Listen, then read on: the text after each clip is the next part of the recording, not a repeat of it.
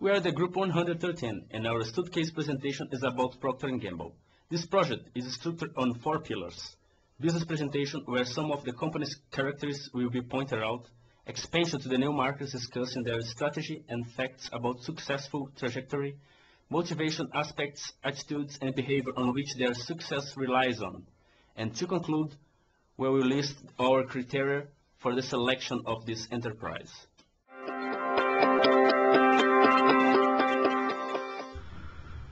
Procter & Gamble started their operation as a small family business, producing soaps and candles. In time, it became a multinational, multi-brand manufacturer of high-quality consumer goods products. This company employs over 140,000 people in 80 countries. Their products reach out to about 5 billion people in 180 countries. This company invests heavily in research and development of innovative products. Here are some examples. The first, disposable diaper, soap powder with enzymes,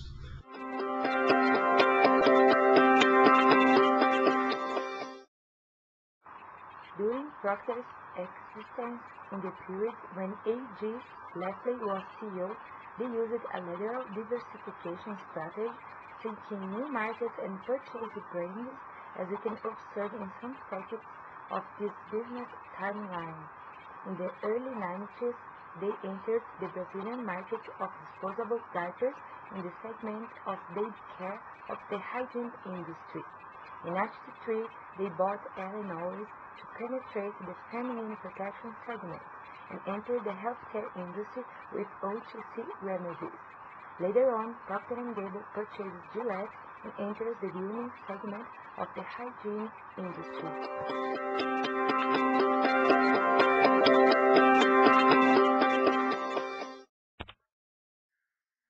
The P&G driver is to innovate beyond the core technology and establish products.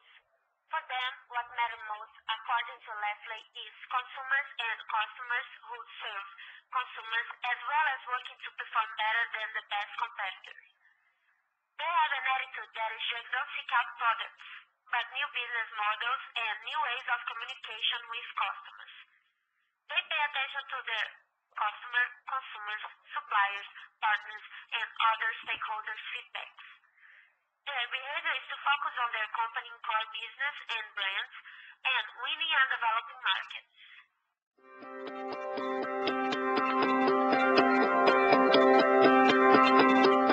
So, why Procter & Gamble? My group and I agree that this is a best practice case study for its perfect fusion of diversification strategy and drivers, attitudes, and behavior. This has made this company become a holder of many market leader brands, for they have created a successful industry's entry DNA code. Many of P&G's brands are top of mind. 41 of their brands are what they label billion-dollar and half-a-billion-dollar brands because of its annual sales revenue. Nowadays, they successfully operate in diversified industries such as beauty and grooming, different market segments of household care industry, healthcare, food, among others. Procter & Gamble is ranked number 26 in the Fortune 500. For all of that and more, we consider Procter & Gamble a best practice enterprise. Thank you.